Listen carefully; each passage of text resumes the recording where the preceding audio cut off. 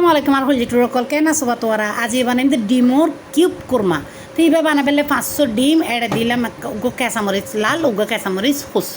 দিয়ে গিনরে ব্লেন্ড করে ফেলাই তারপরে একখানা করে নুন দিয়ে এগিন চুলত বাফত দিলাম এই কি সুন্দর ফোম ফোম গিয়ে গই রেসিপি আমার চ্যানেলত ফুল ভিডিও দিয়ে আছে বানাইতে চাইলে ফুল ভিডিও চাই ফেলাইবে তারপরে বানাই ফেলাইবে আর ভিডিও ভালো লাগিলে টুকুর করে লাইক দিতে নপরিবে ইয়া পিস পিস করি আর হাড়ি ফেলাই তারপরে চুলম মেদি দিলাম তেলম মেদি কিছু গরম মশলা দিয়ে হসা ফেলাই তারপরে এড়ে দিলাম পেঁয়াজ সুরাইয়ে এখানে আদা রসুন বাড়া তারপরে স্বাদ মতো নুন একিনি করে চিনি হবো কেঁচামরিচ ফালাই দিলাম তারপরে দিলাম একখানা মরিচের গুঁড়ি একখানা হলুদের গুঁড়ি একখানা মশলার গুঁড়ি